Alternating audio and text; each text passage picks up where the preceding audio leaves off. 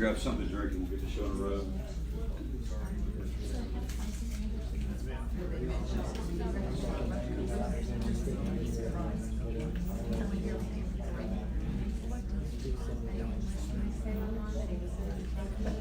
All right, so first thing I wanted to check in real quick with the group on was my schedule and what we got going on here and stuff like that. And so I was doing a lecture every Monday night. For quite a while we've been doing that. I mean, maybe over 2 years. People who've been coming for a while, you might be able to help verify that. It seems like it's been about that long. And we did that for a lot of different reasons. One was the size of the group had grown to the point where doing an open discussion became somewhat, it wasn't even practical in terms of the number of people. It's hard to do a group when there's 40 people, that kind of thing, 40, 50 people. The second thing was people just wanted information. They wanted to hear, here's what substance use disorder is, here's what it looks like. So we started doing that. We responded to the what folks wanted. And then over the last couple of months, I've been hearing people want to have a little bit more of the open share. So we're gonna try to shake things up a little bit here at Favor Greenville, because that's what we do. We shake things up. It's so exciting. I am going to do lectures, but I will do them on a little bit of a less frequent basis. I won't be doing them every other week. So we will let you know. We'll keep you informed. We'll try to get a schedule together. But really, this group, it's interesting. This group started out as a discussion group. It was never meant to be education alone. We did the education on Saturdays. We used to do workshops on Saturdays, and people would come in, and I would go over a lot of the stuff that I go over in these groups on a Saturday. So perhaps we'll go back to that. But we want to try to figure out a way to make sure that we're meeting everyone's needs and we're doing the best we can with all this information. We do have the lease on the 2 offices next door, just so you understand. So we have space for other groups. We have other ways to do this. We could split the group. We could have 2 different groups going on at the same time. Any questions about that part? If you don't get our newsletter or you haven't subscribed to any of that kind of information, if you look at the calendar out front, that's a place where we can start to list these things. We'll put them on the website, and you can always access it there as well. The other piece of feedback we got was people felt like they were getting the same information over and over again. So it was kind of like, Rich, you talked about that last time. You talked about that last time. The problem is, guys, it is what it is, right? At a certain point in time, you can only say this is what addiction is so many different ways. And I'm going to do it again tonight. Excited? So, any questions about that situation? All right. How about topics or ideas or any concerns you have or anything you want to make sure that we cover tonight? I'll go over the basics real quick around what is substance use disorder, that kind of thing. But is there anything else anyone's dealing with that they would like to hear about tonight? Any specific questions that you have? Okay. Everything must be going great then. That was a joke, guys. All right. So let's go over the basics. Stop, ask questions, interrupt, ask me, what other information you need, that kind of stuff, and we can kind of get through this. All right. Rich, before you do that, what's the best way for them to contact you about your ideas? What ideas? About the meeting that you just asked for. Did I ask for ideas to be contacted? In a roundabout way. Okay. Well, you certainly, my card is out front on my desk. You can certainly give me, shoot me an email and say it that way. It's interesting. You can't there's no way in the world we can satisfy every single person, especially when you have different types of formats and things like that. And the other concern is that people will get overly enthusiastic about me and my personal facilitation of this group. And that's also not good because due to my schedule and due to what I have going on and demands of my time, is I don't want to leave anybody short by thinking it has to be Rich doing this group. The idea of a family recovery group or a family support group is what? It's where can you go where you can get independent information that's not attached to any agenda. None of us work for a treatment center. That's not what we do. None of us have any other kind of affiliation with anything. We're just here to give you the best advice we can on dealing with a very, very difficult situation. So we have family coaches who help us with that. Carol, Michelle, and there's maybe 4 or 5 other folks who came to the training on Friday where we're reviewing this. So we want you to get to the point where we're all comfortable with each other and we can share. You can share with one another even and get ideas. The problem with family recovery is there is no good answer a lot of times. Would you guys agree with that? The answer that you want to hear, it just doesn't exist. Because what's the answer that you want to hear? What is really what you want to hear? Fix it. Fix it. Or some version of fix it. Here's what you do to make sure that this is going to be okay. Here's exactly what you do. And that's what we want when we're dealing with a healthcare issue, guys. I could totally relate to that. I've dealt with things in my family. We want to know this is what it's called. This is how it gets better. Do these things and we guarantee things are going to be okay. The problem with a substance use disorder is what? It goes on forever. It's an ongoing process. It's not an event. So the knowledge that you get it helps you figure out how you're going to approach the person, what you're going to do moving forward, but it still doesn't change the lay of the land. And the lay of the land is ultimately this person's going to have to start making some changes. And what can you do to push that along? And there's a lot of different ways to get that information. Get that information from me tonight, but you can also get that information from each other as we go forward. If you haven't been here, this is who I am professionally. I've done a lot of different things. I've worked in a lot of different environments. And I've come at this issue of substance use disorder from a lot of different angles. There was a period of time when I focused only on the person who had the problem. And I would tell families things like, it's your job to what? Get out of the way. Go detach. Step back and let us do our job. That was how I was born and raised in this industry. That's not what I believe anymore. That changed. That changed pre-favor. I helped open up an adolescent recovery program, and when you're working with adolescents, you have to include the family. There is no such thing as take care of yourself whenever you're 15. So that really moved me toward a different way of looking. And then I was certified as an Arise interventionist, and Arise interventionist focused on the whole entire family. So the idea is, here's what's interesting about an Arise intervention. When you do an Arise intervention, the family has to agree to do 6 months of their own recovery, or you don't do the intervention on the person, which is interesting, right? That's totally different than maybe what you've heard other places. So the idea would be go to a therapist, go to a family recovery group, go to Al-Anon, whatever your particular program is, you have to go and take care of yourself while the person's taking care of their business.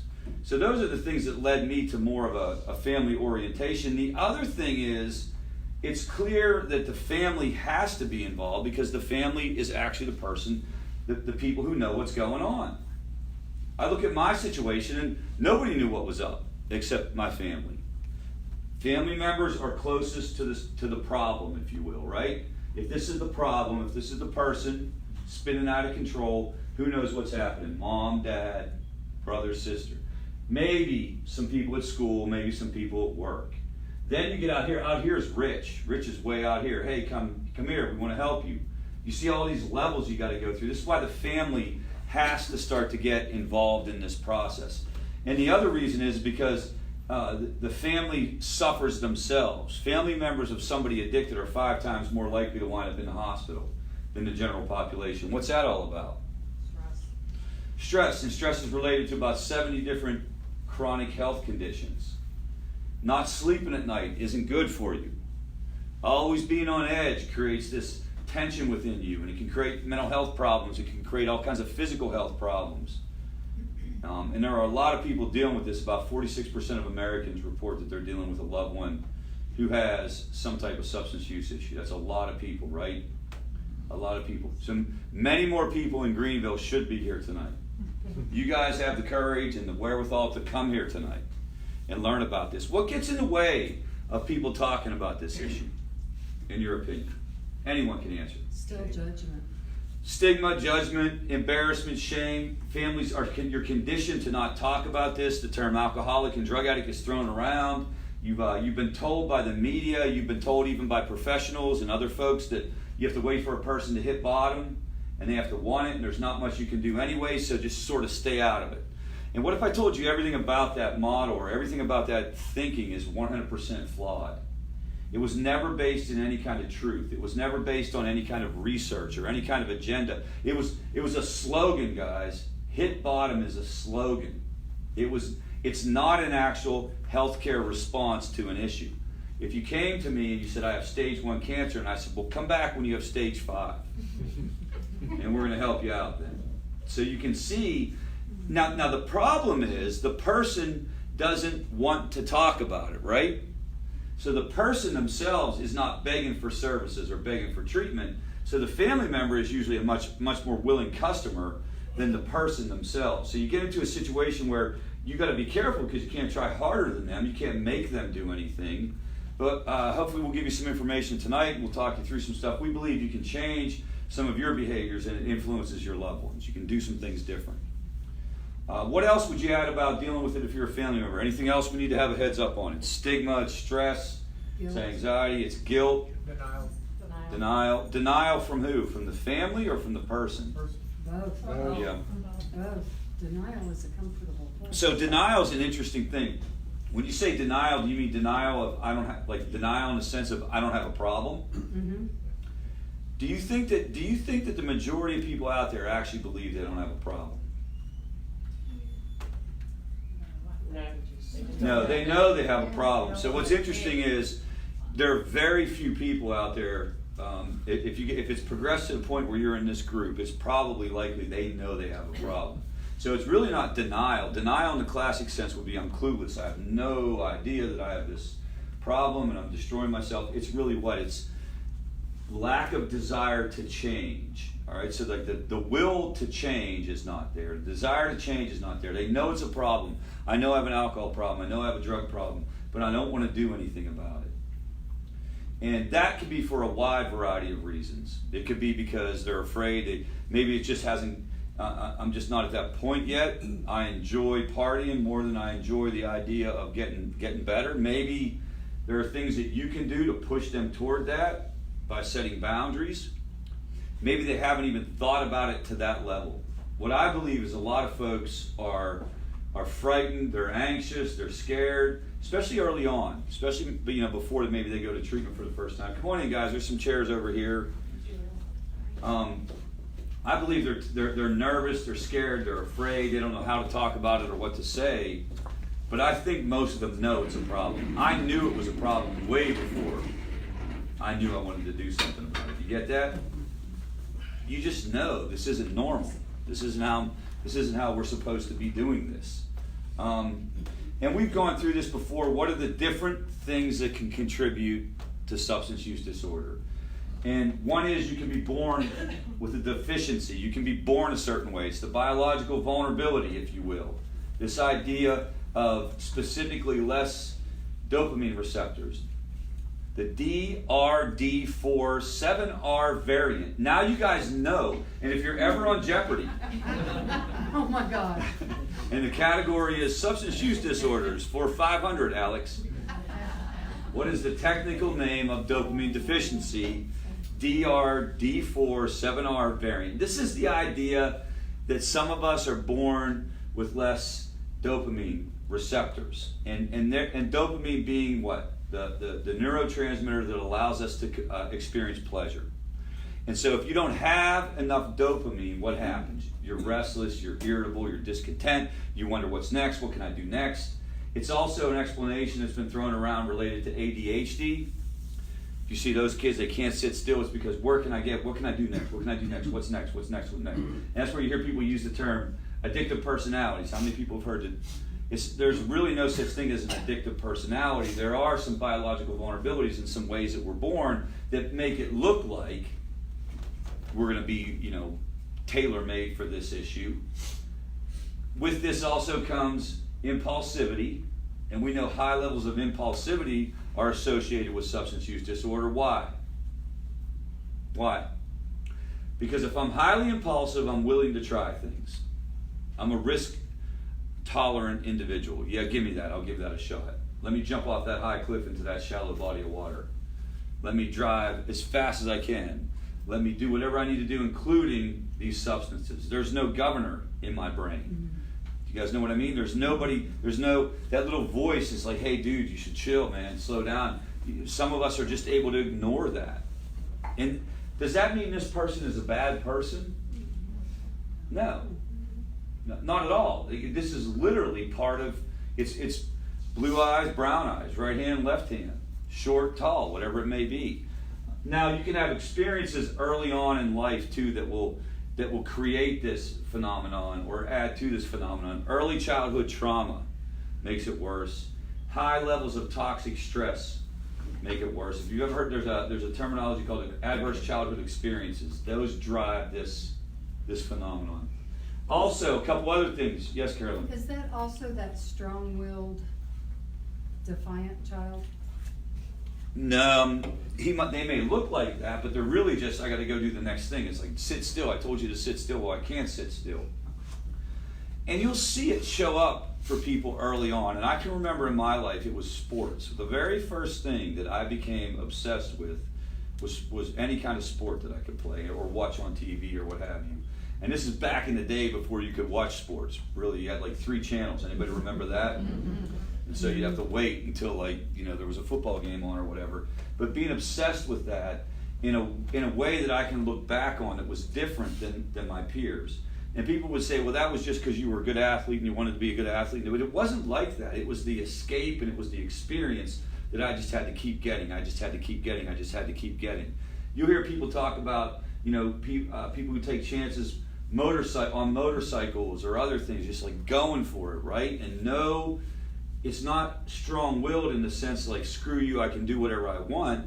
It looks like strong-will though because I have no shut-off valve. I'm just going to go do what I want to do. And then also you have co-occurring disorders, depression, anxiety, those type of things, and of course trauma.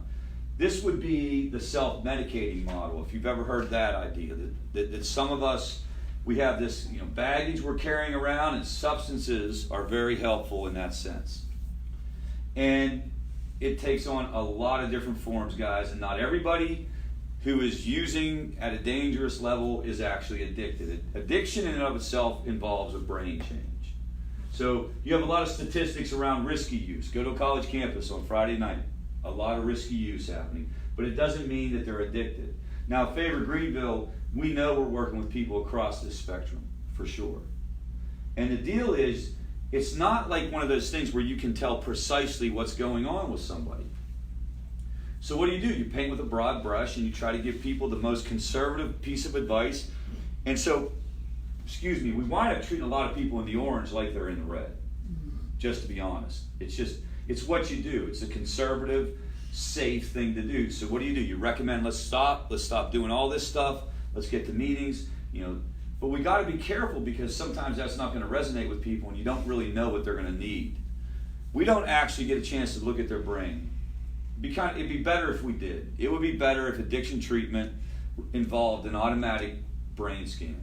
And you could see, and there was some way to tell who actually was addicted versus who wasn't. I can't go to an all recovery meeting. Those are our meetings that we have that people who are in addiction come to. Those are people who are seeking recovery. I can't go to that meeting tomorrow and say, you know what? Chances are 31.7% of you aren't actually addicted. If I did that, what would happen? 100% would go to the bar. 100% would go to the bar right now, right? Oh man, Rich said. So what we do is we paint with a broad brush, and we try to get people to be as safe as possible. We try to get people to make some changes to keep themselves as safe as possible. Other things that contribute: age of first use. Genetic factors are significant. The number one significant thing is age of first use. The environment you're in, availability, the length of time you're using. The longer you're using, the harder it is to quit. That's why getting in early actually makes sense. The substance that you use has something to do with it. And then in terms of recovery, there are some people who have a better shot at recovery than other people. The truth is, I had a lot going for me when it was time for me to go get better. I had insurance, I had a car, I had a family, I had a job, I had motivation. It was good. There are a lot of people who can't identify why they even want to quit. And then even if they do identify it, they can't even look around and see how they could possibly go get this taken care of. They don't have cars, they don't have insurance, they have nowhere to go. So we have to acknowledge it's a different experience for different people as we go through. This is the criteria that we have. This is the most accurate information we can give or get that will tell us whether somebody's addicted. Tolerance, it takes more and more to get the same effect. Withdrawal, when I don't have the substance, I'm sick. Craving is an internal process. I'm thinking about it all the time. Can't control. I thought I was going to drink 4 beers. I wound up drinking 44 beers. Interpersonal issues. It's creating problems in my life, in my relationships. Oh, I'm sorry. Can't cut back would be I'm only going to drink on the weekends, but I can't stick to that. Avoid non-using activities. I only go where there's a party. Great deal of time spent. It's a full-time job. Use despite physical or psychological dangers. Maybe I've been told my liver enzymes are higher. Use in physically hazardous situations. Drinking and driving is a really good example of that. Enroll failure due to use. That would be I can't show up for work, I can't show up for school. So you go through an assessment with a person. You ask them a bunch of questions. And at the end, somebody like me says, well, hey, your alcohol use disorder is severe if you meet 6 out of these 11 criteria. All right? This is a pattern over 12 months. This is the problem because this is as close as it gets to an actual diagnosis.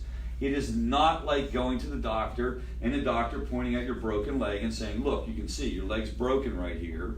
We're going to put a cast on it and we're going to make you better. You get that? Like, that's not at all. It's kind of like, hey, we think that you meet this criteria. Like, well, why do you say that? Well, let me explain it to you, and then people can explain this away. I remember what was interesting in my experience is I was exposed to the psychiatric world when I was out there doing my thing because I had worked in and around healthcare, including behavioral healthcare. It's 19 years ago, and I had psychiatric diagnostic and statistical manuals all over the place, and I would look at this criteria and I would just find ways to explain how it didn't fit me. The interpersonal problems were not my problem. It wasn't my problem that my wife overreacted to this continuously, right? It wasn't that I couldn't cut down. I wanted to drink 40 beers and eat 24 Percocet, right? It was intentional. And I'm exaggerating a little bit, but I'm not exaggerating a lot. So this is a frustrating thing for family members to understand. Like, you'll look at the person and they'll say that type of stuff to you, and you need to understand they're not saying it because they're trying to crack a joke like I am. When they're saying it, they believe it. The belief system that maintains the addiction has to tell them, has to allow them to tell you how this isn't that big of a deal.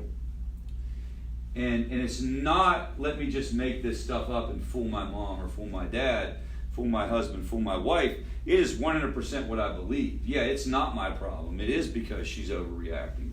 Well, like that whole thing about it's not that I can't cut down, I just chose not to cut down.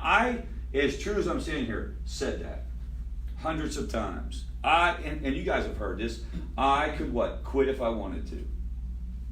I could quit if I wanted to. I cannot even walk past that candy bowl without grabbing 17 Tootsie Rolls. I cannot quit anything just because I want to, all right? So, but I mean, I believe that whenever I told you that. Now, it can get to the point where this is impossible to explain away, right? I mean, you absolutely can get to that point. And maybe that's where some of the ideas around hitting bottom came from. But what do you do if you have somebody in your life and they can't recognize it? What kind of thoughts come to mind, or what kind of ideas do you have about how to handle that?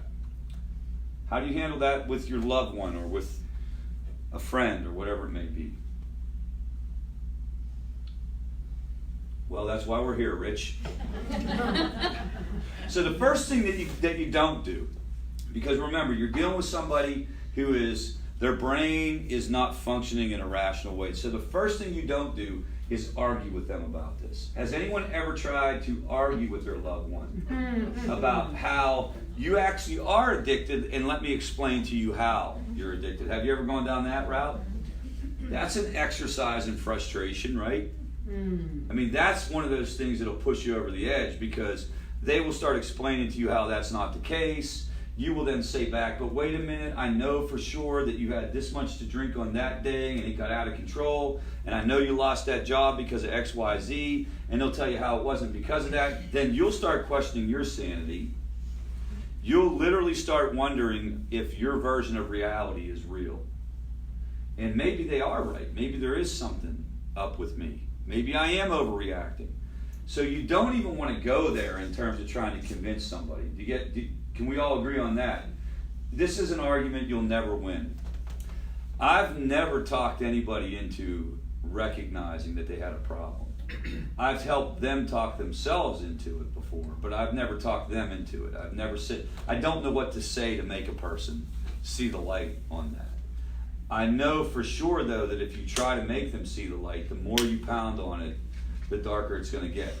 And the more that they're going to push back and tell you that's not the case. And the reason is because, let's go right to the brain, is because of this, right? It's because we're not dealing with a situation where a person is functioning and firing on all cylinders. What this is, guys, if you look, so on my left, this is the neurotransmitter that they're encoded is dopamine. And this allows you to feel pleasure, it allows you to feel contentment, it allows you to feel satisfied. It basically tells you everything's okay.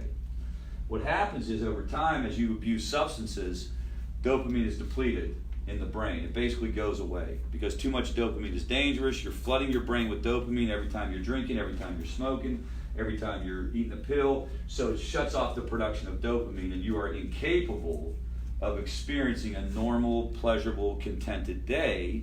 It's as if your brain is constantly telling you you need something, you need something. It would be the equivalent of like starving to death and wanting to get food because you don't have the ability to feel normal. It's gone away. This is the difference between heavy partying and addiction, right? If they've been clean, how long does it take them to get back to that? To get back if they start using again. Mm-hmm. So the question was, if you cross that line into addiction, all right, and then you quote unquote relapse and you start using, how quickly do you go back? You go back a lot quicker than you did in the beginning. It's an effect called kindling, which means if it happens once, it's easier for it to happen again. And it happens both in mental health and in substance use disorder. So the deal is, it's not going to take, if it took years to kind of build up to that, once you jump back in, your brain is going to take you back there relatively quickly. Now, it's not necessarily the first time.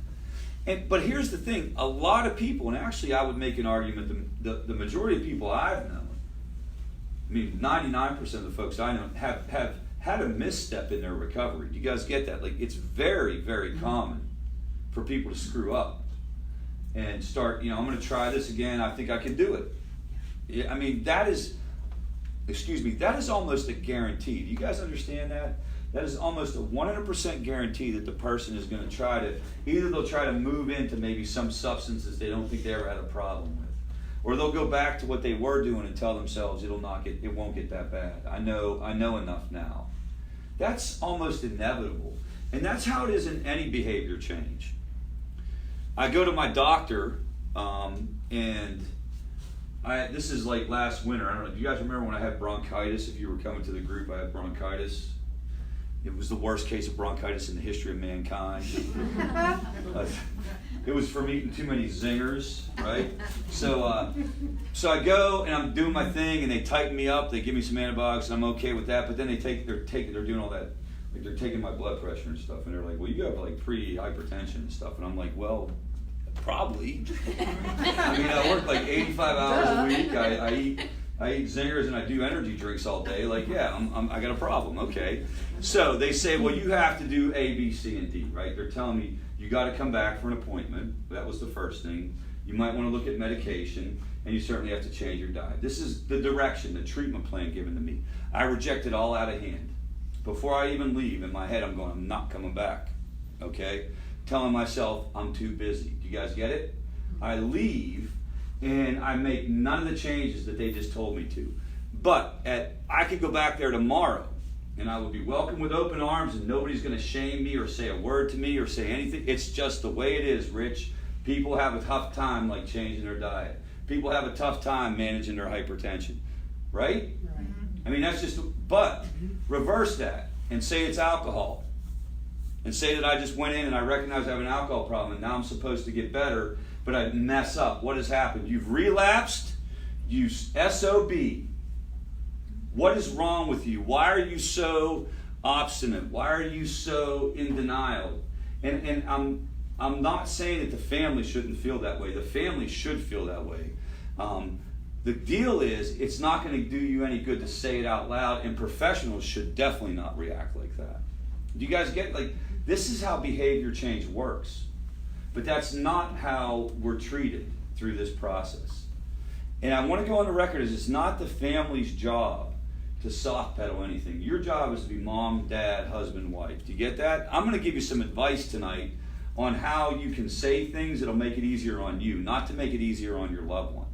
But the professional system and the healthcare system and the folks that are out there, those of us that are paid to take care of people, we better go out of our way to find a way to get that person back. And it better not involve punishment. But too often it does involve punishment, which also, chases your loved one away.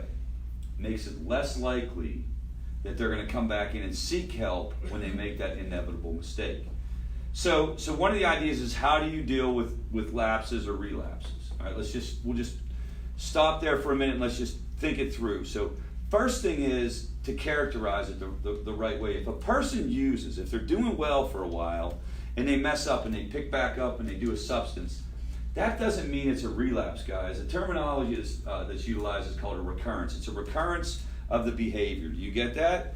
If they let it go and they keep using and it goes back to these criteria, then it's a relapse back into the full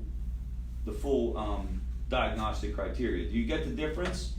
So the first thing is to change the way we talk about it, because the deal would be, the bottom line would be to try to get this person to come back into recovery as soon as possible. Can we all agree with that? That would be the bottom line. And if you change it to recurrence and you talk about you slipped up rather than you relapsed, then maybe they're able to come back a little quicker. Again, this presupposes some type of recovery experience, some type of knowledge that they may have. It doesn't take off immediately, Carolyn. It's not like they go from like being fine to right back to your brain looking like this. It's not like that at all. There is time that you can get in there. And can you guys visualize this or sort of relate to this? There's a period of time when you're dealing with your loved one who's in addiction where they just go to completely irrational. It's like, even though they're doing some stuff that's a little crazy, you can still have some conversations that are reasonable. Do you guys know what I mean? But then at some point in time, you cross the line into this. And you can probably remember when that happened, or you can probably identify when that happened. Incapable of a sensible conversation. You're not even capable of really having a conversation because you're not sure whether they're saying, left is right, up is down, black is white. You don't know whether to believe anything they say. Everything is in that cycle. So if you can get them before they get there, the idea would be, how do we get them back on track, and how do we get them to keep trying with this particular issue? Now, what questions do we have about the brain and about how this happens? Yes, ma'am. I think the terminology is anhedonism. My son's counselor talked about that after addiction. He's in recovery right now, but... Anhedonia. Okay, thank you. Okay. Lack of pleasure in anything. Yeah. No interest in anything. Yeah. So did the counselor talk about that being possibly something he was dealing with now? Yeah, because I was kind of saying that my son has trouble making goals, or he's working on his days off, though he's pretty much like on his phone or watching TV or whatever. Yeah. And anyway, so you can have, and it's interesting. There hasn't been a lot of work done around it. Does it have something to do with this? It's not. The theory here is that, or the evidence says that your brain will return to whatever level of functioning you had in terms of the production of dopamine.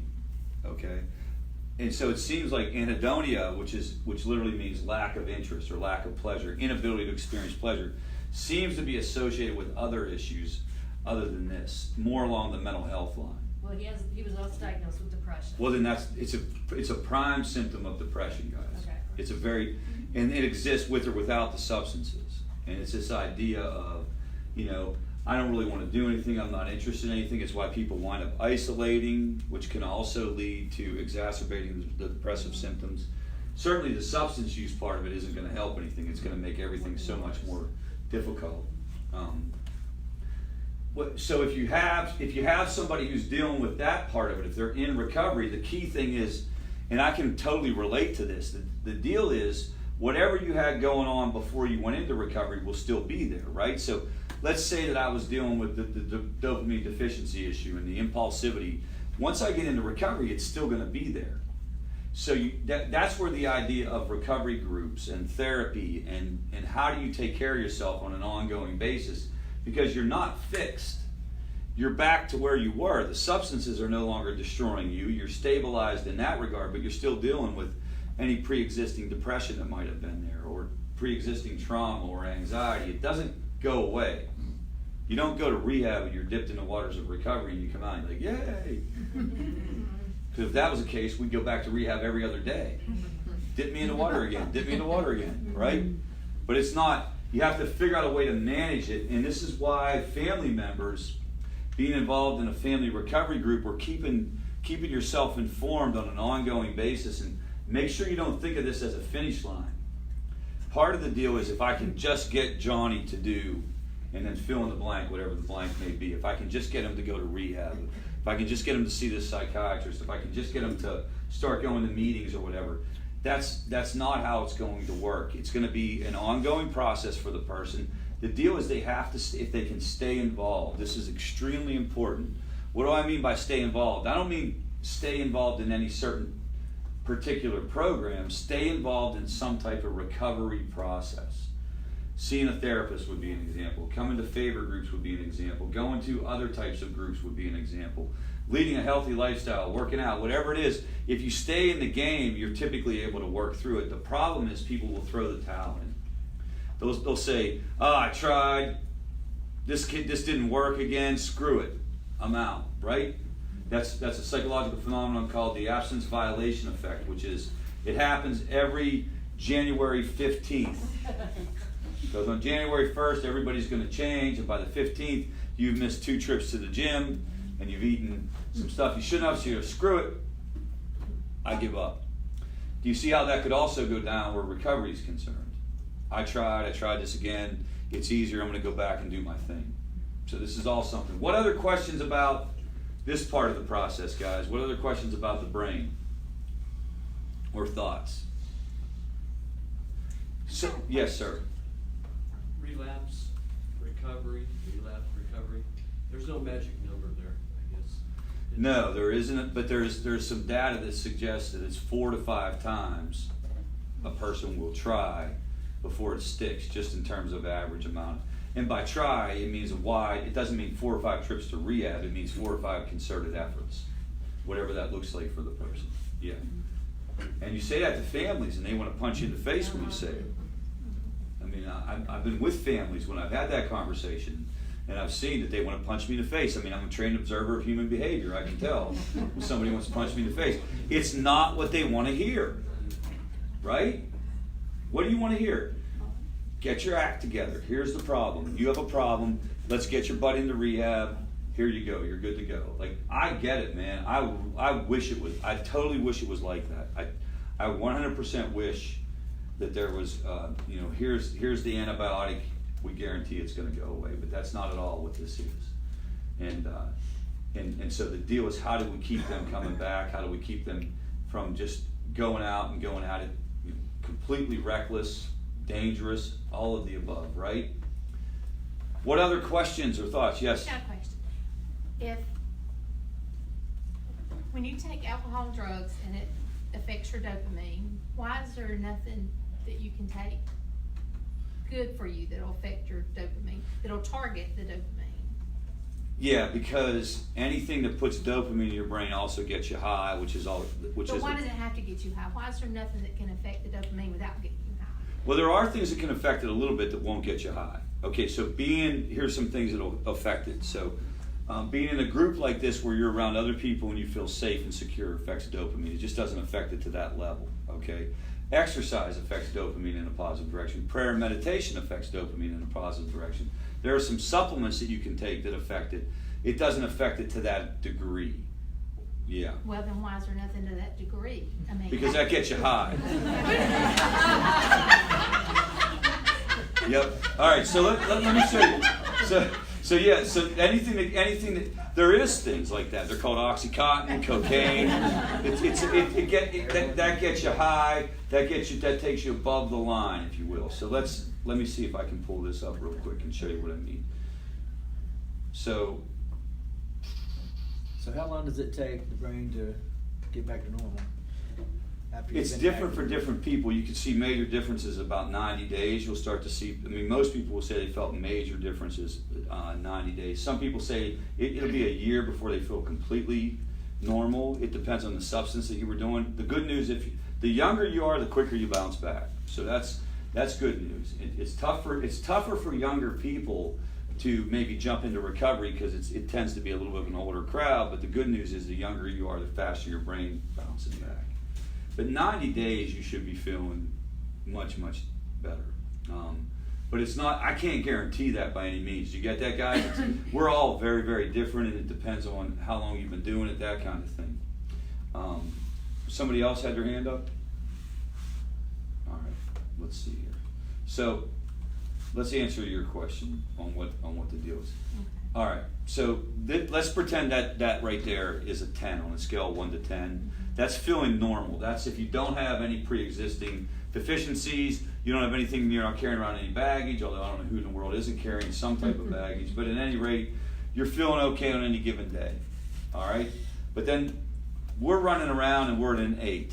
I'm at an 8 because I'm born that way, and it's just going through early adverse childhood experiences. I went through a lot of different stuff growing up, but here I am. I'm at an 8, and I'm 15 years old, and I don't even realize I'm at an 8. You get where I'm coming from? Just what's next? What's next? Well, I go and I get a hold of, in my case it was alcohol, but it could be marijuana, it could be a pill, it could be whatever, and it pushes you above the line.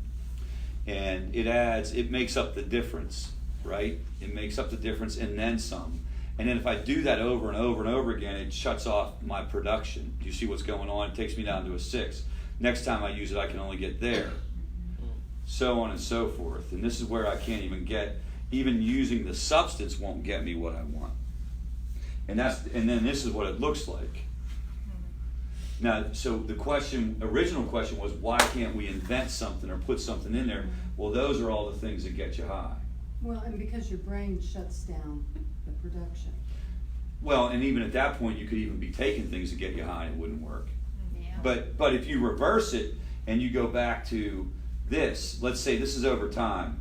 This is the reverse. This is over time, you get better. That's what's going on here. Your brain makes a comeback, but you're still short.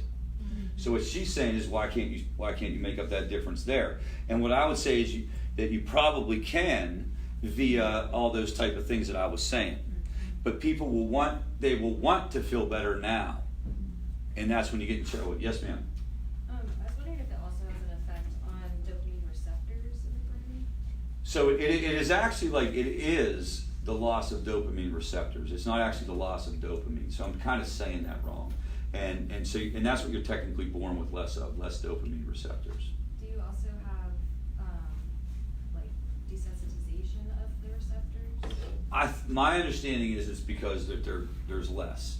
Okay, but I'm not. There's also some phenomenon around pain and things where you can have desensitization.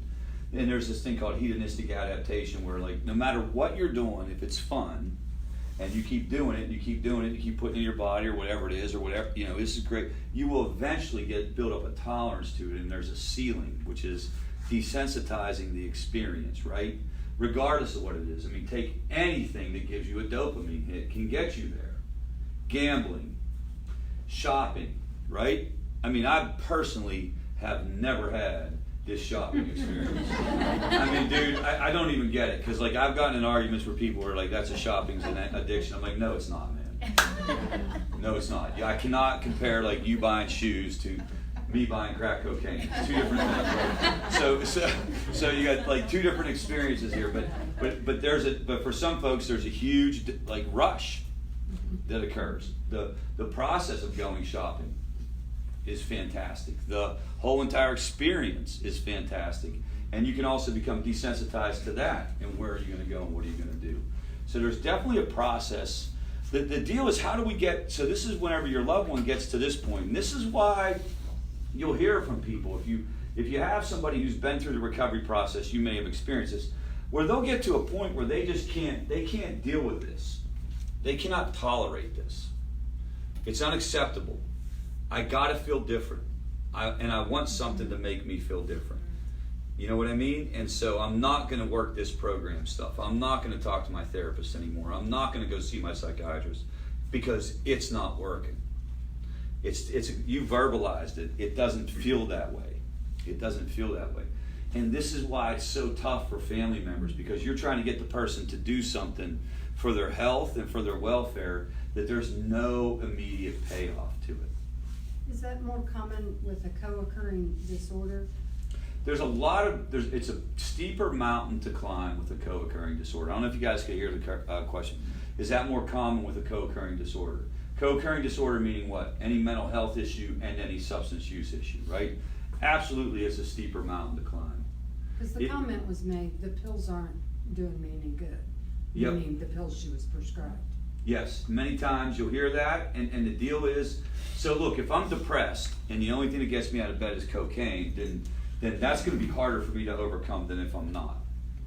It's just logical. But the problem is, Carolyn, you don't have a good answer for that. We don't have a good answer for that. There isn't anything that's going to emulate what the drugs do, because those are illegal and those are highly addictive and they're high-level narcotics, and so they're going to have to. The deal is, can you figure out what you can accept that isn't going to make you feel quite that well? Now, people will go here and they will stay here under a couple different ideas or a couple different parts of the process. The first is, everybody goes to recovery because of some type of external issue. Nobody wakes up and says, I'm going to rehab today. Everything was going fine, but it's Wednesday and I'm going to rehab, right? It always is, I'm going to lose my job, I'm going to lose my wife, I'm going to lose my family. Maybe I had an overdose. You felt like something happens and you push, that gets the person started. And then as they get to here, when they get over here, the deal is like they recognize that life is worth living even if it's at an 8. And then you start trying to figure out ways to get to a 10 and ways to get above. And people struggle with a lot of different things. Human beings in general struggle with a lot of different things. Everybody in this room has had, you guys don't have to make eye contact when I say this, but like, you've known the right thing to do and you've done the wrong thing anyway. Every single one of you have done that. I guarantee it. That's called being a human being, okay? And the deal is, where substances are concerned, it takes on a very dangerous tone, because when I go out and get a hold of something to try to take the edge off, what happens? It goes back to that picture of the brain.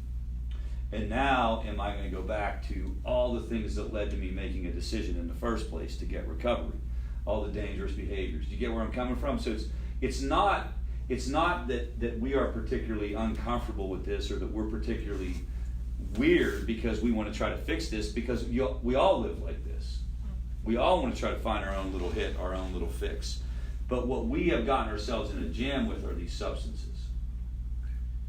I mean, if I could go home on a Friday night and drink a couple glasses, well, I would never drink a couple glasses of wine. I don't even know what you would bother with that. If I could drink a 24-pack of beer. See, I can't even conceptualize it. I can't even conceptualize like going home and drinking a couple beers. Do you follow what I'm saying? Like, it would be, why would I bother doing this unless I was going to do it all out? And that's the unusual part about being addicted. You guys get this? Like, why would I bother taking the edge off unless I was really going to take the edge off? And that's what happens when your brain makes that shift. That's what happens. Here's, to your question, this is kind of making a comeback. This is the reverse process. Now, this was cocaine, methamphetamine, those type of things, they tend to take a little bit longer just because of the process involved, but this is sort of evidence that you do start coming back online. What other questions about the brain before we talk about what to do about the brain? Impulsivity, is that related to age? Does it improve with age? Yes, impulsivity does improve with age. And really what improves, or impulsivity gets less intense. And I guess the bigger thing is like people start taking less chances. People start, it gets harder whenever you're older to do some of the things that you were doing. When you're 23, you can kind of pull off some stuff. But as you get older, it gets harder to your body can't take it. One of the things is there's a huge correlation between age and recovery. I mean, a huge correlation. The older you get, the more likely you are to get recovery. This is the problem with a lot of younger people needing to get into recovery now, because the model was never set up for young people. Do you guys understand that? It was always developed for a middle-aged alcoholic is what the system was developed to deal with. All of a sudden you have 22-year-old heroin addicts or people who are doing methamphetamine. You now have a situation where how do you get them to stay safe long enough till age kicks in and helps the recovery process? The average age for recovery is 33. The average age for sustained recovery is 33. Okay? So, and you can see like that's, what's that? I said 6 more years. We got to redefine how we do this so we can get people to 6 more years. Please. I mean, don't wanna do you wait understand? 13 Like when I years. started working in this field, I've been at this 19 years, okay? And I bet you for the first 10, 12 years of my recovery, I never worked with anybody under the age of 30. Really? It just didn't happen, guys. It wasn't the way it was. It wasn't until this opioid stuff started to show up that you started to see people under the age of 30 really start to show up because parents started to become aware of the dangers. Therefore, the rehab industry and stuff started to understand these folks might actually come to rehab. But there had to be alcoholics like back when I was in college. There was, but they weren't noticed, and the deal was, I mean, I would have been one, Carolyn, but it would have been ride it out until they hit bottom and they go get help. Okay. And that's usually like when you're in your 30s. Gotcha. And you got to remember some other things that happen, guys, too, that make it harder to sustain your behavior as you get older. I mean, it's one thing to be getting hammered and acting up when you're 23. It's another thing when you're 43, right? You just don't want to do that. You're not going to want to be that person where you're going to be out there throwing the lawn furniture in the pool and screaming and yelling when you're 43 years old. That's kind of weird. When you're 23, it's like, yeah! And then all you do is like you talk about it the next day and you do it again, right? You get that? And so that's how this whole idea of let's ride it out, that's where it came from. It just made it easier and more likely that it was going to stick. What happened was the whole thing flipped when people started dying. The whole script flipped whenever 70,000 plus people, the majority are under the age of 35. Okay, in our program, we're in 8 emergency rooms with 600 plus people that were overdose survivors that we're working with, overwhelmingly under the age of 35, and about 70% are still living at home with mom and dad. Now, I got to tell you how different that is than the way that we were taught to do this when we got into the field. We were dealing with husbands and wives, and we were telling wives to detach. And they were like, hell yeah, I'd love to. All right? There was not a lot of pushback. Because why? It's easier to divorce your husband than it is to divorce your child. And there's a totally different dynamic, parents to kids, than there is husband to wife. A totally different dynamic. And we have failed to recognize that as a country. Overall, people are still rolling and still approaching it as if, let's just wait. She'll get what she got coming to her. Now that said, I am going to shift and we are going to talk about boundaries and how you do that, because that is yes ma'am. Quick question, is the average age of recovery 34, somewhere there? 33, yeah. 33? Is Yeah. that the same with drugs as with alcohol? Yes. Because alcohol being legal? Just in general. In general? When you look at, and when you define like long-term recovery as a year or longer, like what's the average age when people get it? It's around 33. Yep. And so the idea would be, but again, I think the point with that would be, does it pass the common sense test to everybody? That's because as you get older, it gets easier, right? So, all right, let's see here. What other questions do you have, guys? So I just said that basically so I could look for the Is it any easier for them to get clean, if you will, when they get older? It is easier because it's more socially acceptable. So there's a lot of reasons why it's easier as people get older to get better. One is because you just get tired of the game. Do you guys get that one? It literally, like at the age of 40, I really don't feel like finding the dope man. I don't feel like going and figure out where I'm going to get money to buy drugs. It just gets old. I'm so tired of this. Now, where alcohol is concerned, that's not an issue. So you'll find it when alcohol is the primary substance, a lot of times it can go on longer than drugs. But can you picture like how the difference between being a 21-year-old trying to find drugs, you're a 28-year-old, okay, 38, 48, nah man, I can't run go out into here. that neighborhood. I'm tired from walking down the stairs. Come on.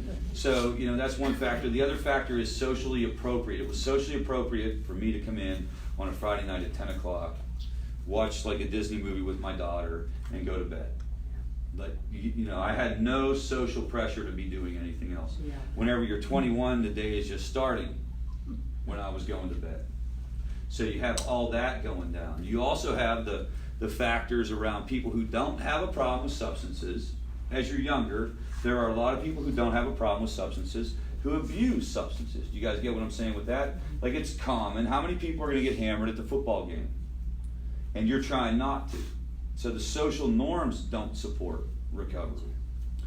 All that means, as you get older, you're more likely to be able to grab a hold of this thing, if that makes sense. What other thoughts? What do you think's led to heroin being so commonplace now? Because it wasn't that long ago that you didn't see junkies as much as you would see alcoholics or. So we're not fans of the word junkies. Well. And so, I would consider Okay. myself a junkie then. Okay. You know, I'm in recovery from an opioid use disorder. Okay.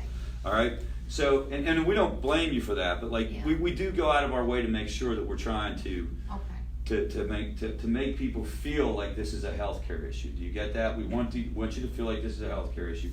The reason is because there's a couple different things. First of all, heroin. So drug cartels are big business. And there's a book called Narconomics: How to Run a Drug Cartel. I don't recommend you leave it on your coffee table or anything while you're reading it. You know, people will talk about you behind your back. But basically, figuring out a way to get it to be able to be pure enough to be snorted made it possible to attract a whole different group of people to the drug. Because there's a lot of folks who would say, what? I'm not going to use needles. And that would keep people out of the game because they didn't really know what it did anyway. But then when you can snort it, and you're also snorting all these other pills, and you're doing all this other stuff, then it makes the jump a little easier. And then the other part of it would be the prescription opioids help open the door. If you were taking pills out of the medicine cabinet, and you liked the way they made you feel, and somebody said that'll make you feel the same way. Before that, there was no option. Do you guys get that part? It's a pill culture. We live in a pill culture right now, and I've had people say from like that age group, like, look at me and say, like, well, you're saying, like, well, how could they be taking pills recreationally when you've spent your whole time saying take pills? Like our culture Take this, says. it'll make I mean, you our feel culture says take pills. Can we all agree with this? I mean, that's pharmaceutical companies are a huge industry, and they are able to market to people. You guys have all seen the commercial, and then at the end they're like, if you take this, your face may explode. Real quick at the end, while the lady's like, love and life.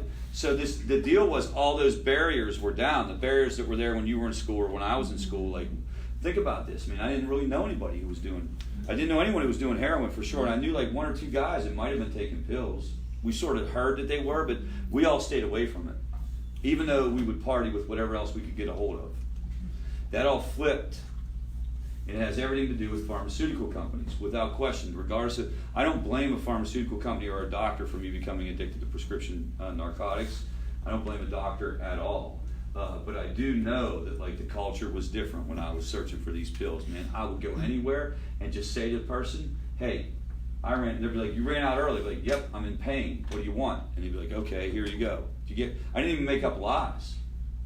I did for a little while. And then I realized, well, that's dumb. Don't lie, because they're going to give them to you anyway. Because it was Western Pennsylvania, and they were being told, don't let people feel pain. So they didn't let me feel pain. Now, when I ran out, though, because even though that was the scenario when I ran out, I would still run out. I would be dope sick. I would be going through withdrawal. I didn't have anywhere else to go. You get that? Like, I couldn't go to the street. I can tell you right now, it would have been a minute.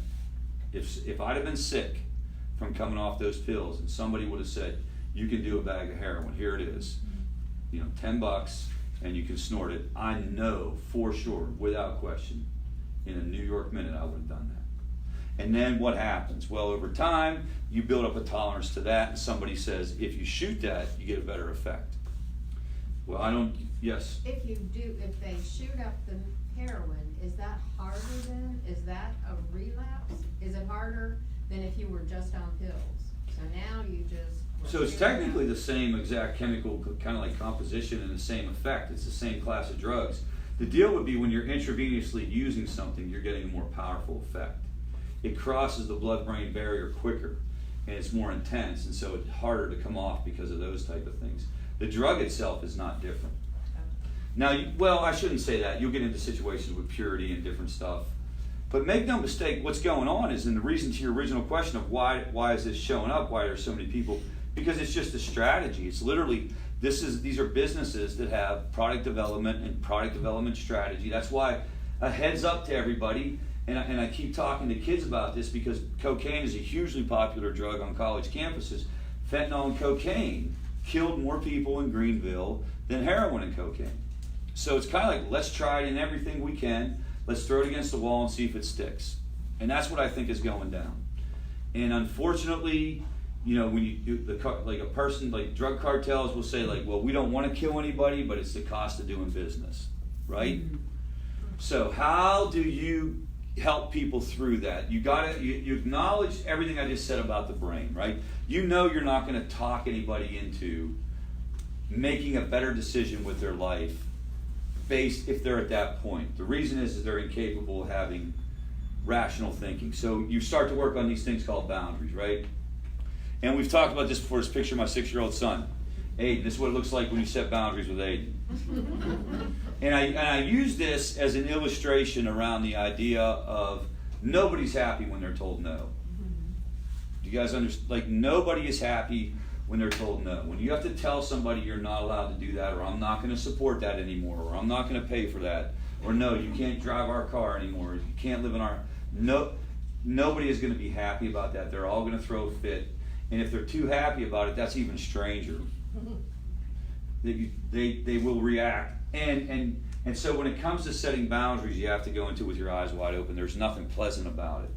Agreed? If anybody in here has set boundaries and that you found them pleasant, I don't know what to say. Maybe we can meet afterward and I can examine you.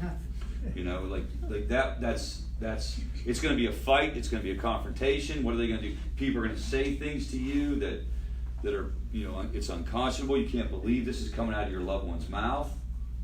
They're going to try to convince you that you're crazy. They're going to convince you that it's on you. They're going to try to convince you. How many of you have been told you need help? Have you ever been told that? Yeah. Like, that's a weird thing for a person in active addiction to say, but yet we all say it. You need help, and it's on you. And if you're not careful, they'll make you believe that stuff. I don't know if anybody here has actually questioned your own version of reality and wonder, like, am I actually overreacting? Is this too much? That's all part of the process and why you want to try to learn how to speak very, very clearly. Yes? I mean, sometimes setting the boundaries so that you're just fed up with the situation and then use that as the reason why you're just done with them. So that you're saying that would be the reason that pushes you to make that decision. Yeah.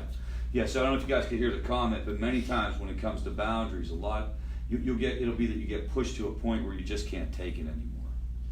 And I think that's actually can be a helpful place to be, to tell you the truth. If you get to the point where you're like, I'm worn out and I can't do this anymore. I can't be part of watching this self-destruction, or I can't support this anymore. You want to embrace that, because that's actually a healthy place to be, and you can capitalize on the emotions around that by saying, I'm done. I'm no longer, now you have to fill in the blank on whatever the boundary is that you need to put in place. But getting to that point is very empowering for some people. How do you get to that point depends on your particular circumstance. Some people have been dealing with things for a really long time and they still haven't gotten to those points. Other people have dealt with stuff a shorter period of time and got to a point where, like, I'm done. Many times there'll be more than one person involved, right? You'll have mom and dad involved. You might have dad feeling one way, mom feeling another way. So you got to figure out exactly, you know, where's everyone in this process, and then where are you personally in this process. So it's interesting, as you start to walk through it, a lot of people will say, we don't know what to do. Here's what's going on with my son, and they'll tell you the story of what's happening. And typical stuff that probably a lot of you guys are dealing with, maybe continuing to use, but he's living at home, I don't really know what to do, or I'm paying for college, but I know he's getting high, and I know he's not going to class, or he just keeps self-destruction, he wrecked a car again. And there's like all these things going on, and the person's like, I don't know what to do. But when you talk to them, you quickly realize they do know what to do. They know what they should do, and it's usually something like, I should not be paying for this because I know the money's not going to. It's not going to rent. It's going to drugs. I should not. The problem isn't what to do; it's how to do it. Do you guys get this? The what to do, we can usually feel out. We can usually tell people what to do relatively quickly. They'll give us a scenario, and we'll say, "Here's your options and stuff." The deal is, I can't do that. I don't think I can ask him to leave. I don't think I can stop paying the rent. I don't think I can, fill in the blank. And what gets in the way of that stuff? What are some of the things that get in the way? Why is it so difficult to enforce boundaries? And I have up here like a lot of different things that pop into it: stigma, shame, fear, guilt. Carol. The thing that kept me from keeping boundaries was, I knew when she started stealing from us, I needed to just not let her back in the house, but I was scared to death that she would die, or somebody would beat her up on the street. So fear is a primary motivator. If you did an anonymous survey of most people, like, why are you not forcing a situation? Why are you not acting on this? Fear has a lot to do with it. And it's fear of all the things you just said. What's going to happen? Where are they going to go? What's that going to be like? Are they going to be living on the street? That kind of stuff. Absolutely. Absolutely. And ultimately, in today's world, it's also fear of what? Like the absolute worst outcome, which is death. You see it all day, every day. And we are living in a world where that is more of a possibility, even though it isn't the possibility in the majority of cases. I do want to let you guys know that statistically speaking, that is not the likely outcome. Okay? But it's much more likely than it's ever been before, and it is all over TV, and it's all you guys hear. So how in the world can we ask this person to leave the house when they're going to go down the street and be at Johnny's house, and we know that Johnny uses? That's a huge one, right? What else gets in the way? What else gets in the way? I think just as a mom, it's hard to do nothing. It's hard to say you're on your own. Yeah. Yeah. And to really stick with that, to Right. not text them, to not call them, to not. So I think you got to acknowledge that, and you got to figure out exactly what does this look like when I set a boundary, and maybe you're not gonna not call them or not text them. I mean, literally, like, female mammals, not even just human moms, are hardwired to take care of their young. Do you know that? They are hardwired to save their young. Go tell a grizzly bear that she's codependent while she's eating your face. Okay? So this idea of it's as simple as step back and don't even bother and detach with love. Like, that is an insane idea that it would be that simple. It's never going to be that simple. You're hardwired to save. What else? Fear. Fear based on what? Things that you've constructed. And then fear based on your own personal experiences, correct? One of the hardest things is if you've had a terrible experience with your loved one. If your loved one has overdosed or anything like that, or been in the hospital for an alcohol-related issue, or wound up in jail, that makes it really difficult for you to act because your brain will go back to that thinking every single time. It'll always be worst case scenario. It's literally a trauma response. Do you guys get that? It's a 100% traumatic event. You have no idea. Like, you can't. To a large extent, it's subconscious. And then you'll go and you'll what? Rescue the person, or you'll go against your own ideas or your own will. What else gets in the way? A couple things you'll hear people. There's also just the logistics of any given situation, and how do I actually enforce this boundary? There's the emotional end of it, which is the fear and the anxiety. But there's also the how the heck do I get them out of my house, right? And there's an interesting deal of, like, I'll use the car as an example. Okay, I'm going to take the car from him because he's drinking and driving. But if I take the car from him, I got to drive him everywhere he needs to go. I got to drive him to work. I got to drive him to the meeting. So there's a practical end that always makes it very, very complicated and complex as well. And the deal is, no one can tell you how to handle these situations. What we can tell you to do is evaluate what your options are and evaluate what's getting in the way of your options. So when I went through some stuff with my daughter, I told you, I've shared this before, but it's just a fantastic example, and she's okay. It was more on the physical health end than anything. But When I went in to meet with the therapist, I said, there's nothing my daughter can do that'll make me kick her out of the house. So don't even talk. I don't even want to hear about it. What's next? Right? Because I wasn't going to write a check I couldn't cash. So I had to figure out what could I do. And my daughter's young enough yet, like, you can influence with, like, there's other things you can do. Like, take a phone one time. Right? The relationship with smartphones for people that are 25 and younger or 26 and younger can be a very impactful boundary. Shut the phone off. You know, maybe you can't do the boundary that you know you should, but can you do any boundary? But if you shut the phone off, then you don't know if they're okay, if they're... See that? Look how quickly you came up with that. Well done. I've been So did you thinking hear what about the it comment for was? weeks. The comment was, but if you take the phone, you have no way to stay connected. Great point, then don't take the phone. As you're doing this, you want to say, like, what can I do? And you definitely don't want to do things that are going to make you feel worse. So maybe the phone has to stay intact. Yes? You could change the plan to text only. No, she's quit using data. She got smart on that. Yeah. Well, and you can always try to find a practical way to solve that problem. You can always look at it and say, what are the other ways I can get it done? And then, how do I emotionally move through it? How do I move through That's the hard part. putting this into action and stepping up and doing what I need to do with this? Yeah, the night that I had to tell my daughter that she couldn't come in, I saw it all night long. Yeah. And I needed to be almost be admitted to the hospital the next day. Yeah. I mean, it's nothing. It's all. So did it get any better then? With time and treatment and therapy and family support, it got better, but every day that she was out there, I worried that something horrible would happen to her. It becomes an all-consuming process, and literally you'll be like, I'm going to go let her come back in because that's better. Even though I know I shouldn't, I'm going to let her come back because that is better.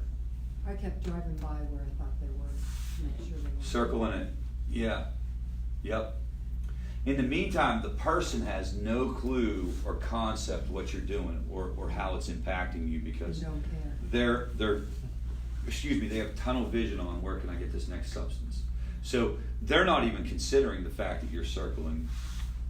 They're not considering that you're circling the drain emotionally. They're just doing their thing. How can you get through that, guys? What kind of exercises or mental gymnastics can you do to move yourself through? Let's say that you decide you are going to set boundaries, that this is enough. I'm going to talk it over with my wife, talk it over with my coach, talk it over with my therapist. They're living at the house. I can't continue to support this. What can you tell yourself? What kind of things can you say to yourself to help yourself deal with those sleepless nights? Well, my mantra when things are really bad is this too shall end, like This too shall day, pass, yeah. This too shall pass. Yes. This day from hell. I've had them before. Yes. And then, maybe in 2 days I'll be playing tennis or golf, but Yes. yeah. So there's a couple things around the CBT model or the idea of cognitive behavioral therapy where you're going to identify things that you're thinking and you're going to challenge it, right? And one of the ideas would be it's self-talk, and you're saying, this is really the only choice I have. I have exhausted all my other options. She can no longer live with me. I have looked at everything. There is nothing else. You're not happy about the situation, but you're able to accept it a little bit more whenever you see it as there's nothing else I can do. So that's one possible technique. You can try to talk to yourself about what it is doing to you. Like I need to stay alive too. I have other kids or I have other responsibilities. This is killing me. This is crushing me. That kind of stuff. What other psychological gymnastics can you use? Come to groups. So coming to groups is interesting. We talked about it at the beginning. Like, what happens at groups that could potentially help you through those moments? Anybody willing to venture what goes down? I think it's You just realize you're not alone. Say it again. You realize you're not alone. So universality, I'm not alone. There are other people that have dealt with this. Yes. What else? just being around other people that know what you're going through. It's a safe place. You're not here to be judged. You can say whatever you want about the situation. Nobody's going to tell me you have to do this. Yeah. Like, why don't you? Why haven't you done this? Or where did that go wrong? Or what's the problem? It's a safe and supportive environment. Yes. Sharing other ideas, other things that people have done. Maybe Yeah. not as extreme, maybe lesser. That's right. But you're getting different ideas of how to handle possibly. Yeah, the more people you're around, the more ideas you have. The problem with whenever you see somebody one-on-one, you're getting one person's ideas, right? So it's kind of like, tell me what to do when you get this one therapist or coach. Well, here's what I would do. You don't get 20 other ideas. Absolutely. What else? Just the education that you are giving us, knowing about the brain and. Knowing what you're dealing with. What you're dealing with. Yeah. Yeah. That's So- made a huge impact. So the second part of this is, so that's the techniques, that's the solid stuff that you put in your mind that you try to walk through. The second part is, what can you do to take care of yourself, right? So that you can deal with the emotional fallout from this issue.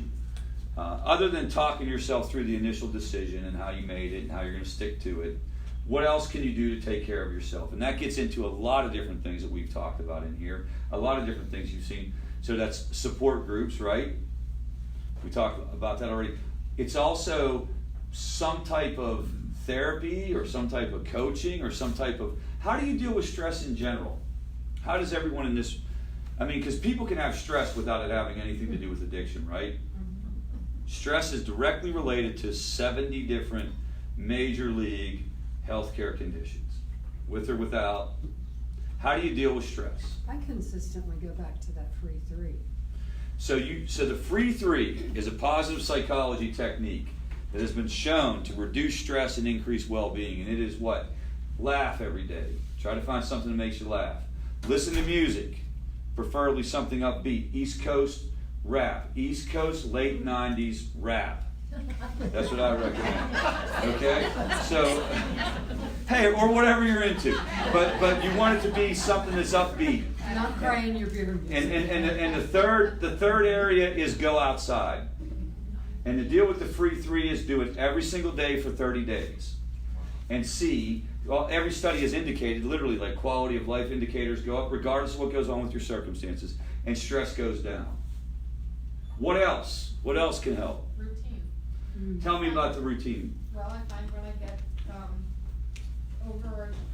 involved in my son's problems, I don't concentrate on myself, and I kind Okay. of let everything go. So if I get myself into a routine that on these days I do this, that even when it's bad, I can say, I gotta go do this. Yeah.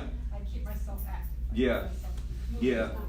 And it's kind of this idea of preventative maintenance versus the immediate crisis stuff. So the idea of, I'm going to pray every morning, I'm going to read, whatever it is that you do for your routine. I'm going to do yoga, I'm going to do exercise, whatever it may be. That's very, very important. And it's important to try to stay in that even when things aren't going well. It's interesting. So I'm in the business of human behavior and behavior change, if you will. That's why therapists exist, to try to get people to do things different. And the deal is, every program or every solution requires consistency and routine. Every single thing that you do, or anyone can tell you, there are very few therapies or very few experiences that are going to be, you're going to come see someone like me and have an epiphany, right? And have some kind of gestalt moment, and you're going to live happily ever after. It's all going to be, how do I do this, and how do I do it on a consistent basis? And when you apply different principles in your life, and they do work over time, but they don't ever work quick enough, and they don't work in the actual ultimate way you want them to work. The ultimate way you want it to work is, he's better or she's better. I mean, but you have to stick it out even when it seems like it's not working. What else? What else? So here's an interesting idea. Don't make it any worse. For you, for your loved one in addiction, or for other members of your family. How could you make it worse? Text him. So Jordan Peterson has this phrase or this saying where he says, there isn't any tragedy in life that some human can't screw up worse. Okay? So take whatever you're dealing with and understand that you can handle it in a way that's going to make it better, or handle it in a way that's going to make it worse. And what do I mean by making it worse? Just taking it out on everybody around you. Taking it out on everybody around you. You're sad, you're angry, you're hurt that your child is dealing with this, or your wife or your husband, and everybody around you is just getting the worst of you. Your other siblings, the siblings for the kid, your husband, your wife, do you guys get that? You'd have to almost step back and consciously try to not take it out on people. At the same time, we understand why you would take it out on people, and you need to support one another, but the idea would be, how can I not make it worse? Another way of not making it worse, don't go out and develop your own drug problem, right? Or alcohol problem.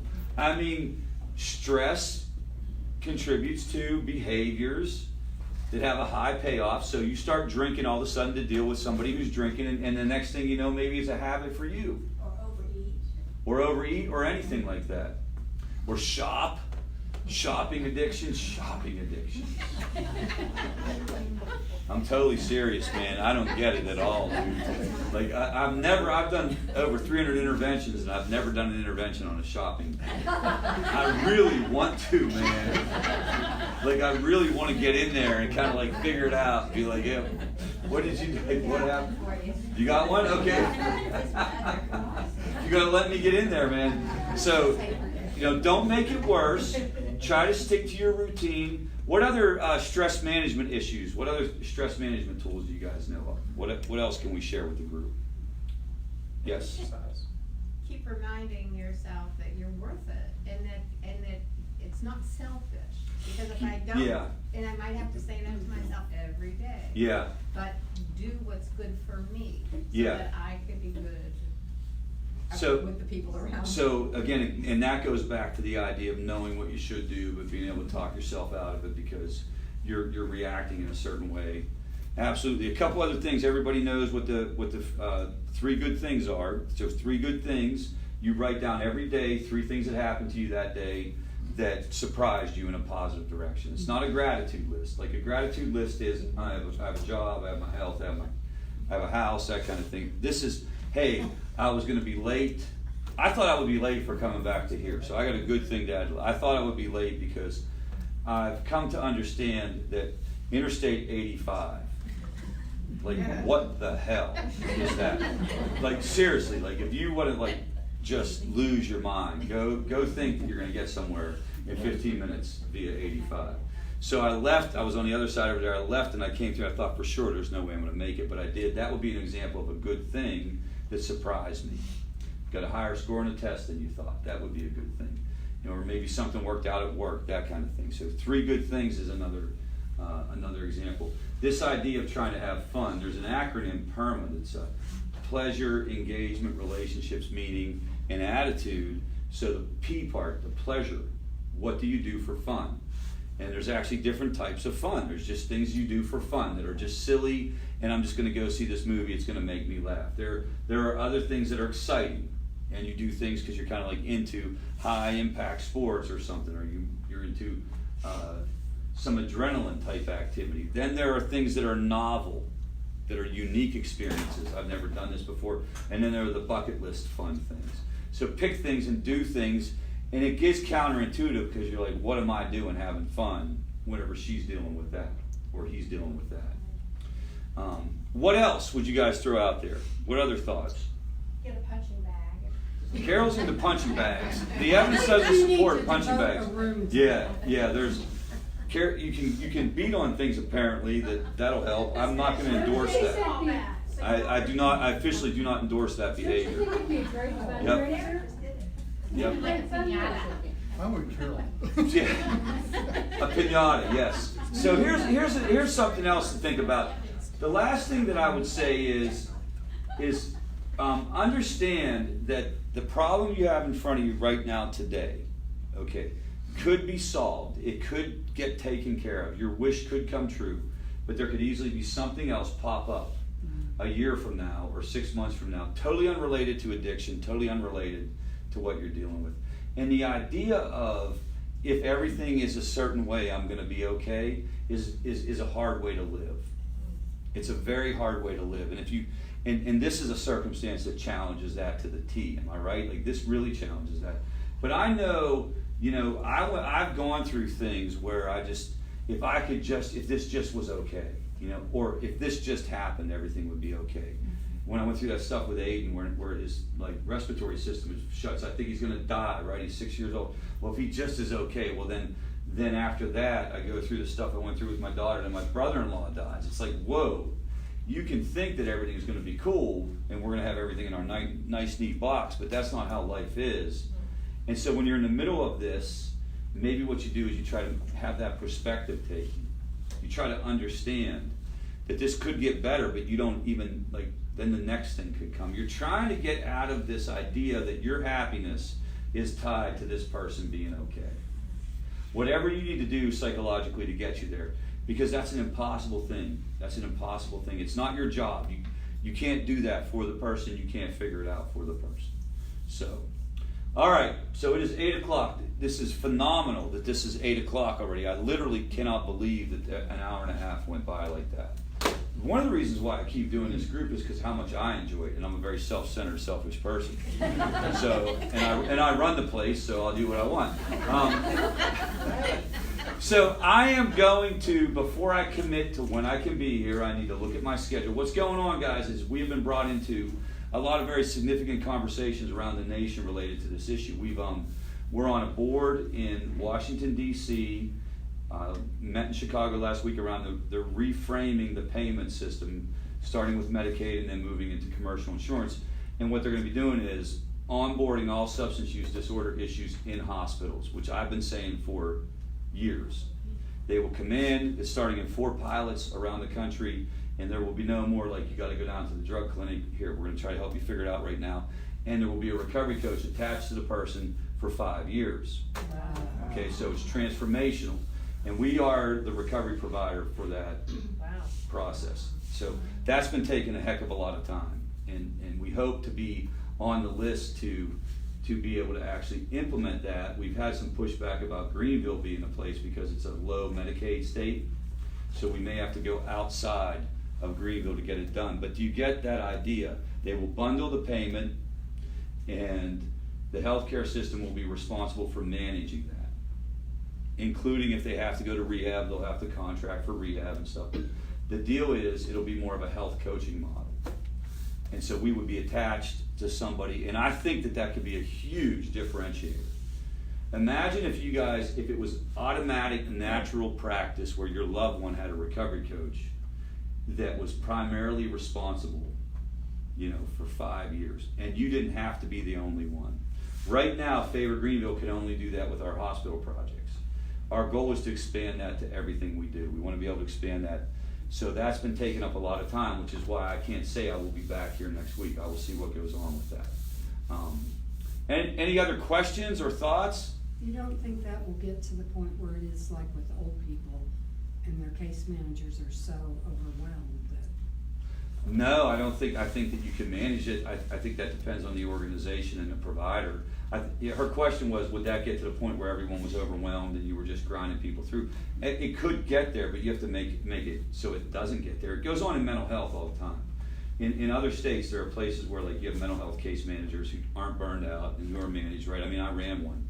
It's you can incentivize their pay based on their ability to connect. There are all kinds of ways to do it that are very productive. It just was never done for addiction, literally, because you don't do that for addicts. I've heard people say that.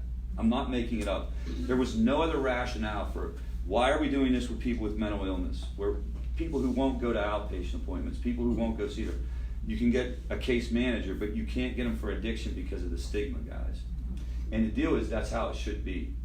I will tell you right now, like it should be, especially if the person's under 26 and they're on your insurance, you should be able to call up Rich Jones's recovery engagement specialist company, and we will come find them, and we will connect them, and we would actually be able to do it. I know we'd be able to do it because we would go. I mean, I'd sit there and play video games while I was talking to them, or what have you, or go like you try to find ways to connect. Where it's not just the parents and the loved ones on the what do you want to call it, the cutting edge of this thing. Y'all are like the case managers now, you know that, right? You guys are the case managers for addiction. Well, and it's interesting how quickly they'll reach back to their recovery coach versus me. Yeah. I mean, well, she'll text Hubert. yeah, that makes a lot of 10 times sense. before she'll text Yes. me. Yep. Were you gonna say something back there? Just a quick thought, you were talking about, having your instruction every week and can't do that, and I know your schedule's tough, but would there be some way to, initiate it, favor that, okay, once a month on every. Well, that's what we're gonna try to do. To have that, and then new people Yeah. can say, okay, this is the day I really need to Yes, get there. and that's how we used to do it. Just for the record, we never did this before on a Monday night. We used to do that on other days, and we did them on Saturdays. We had really kind of cool workshops we would do on Saturdays. We're gonna do something like that. We just have to figure out when I can say it's gonna go down, but it would be exactly what you just said. It would be that principle. And then we'll divide people, and we've done other stuff too along the way where you'll see this will be helpful because we've been able to like dig into some other things where we can actually talk about what it would be like to put together an intervention.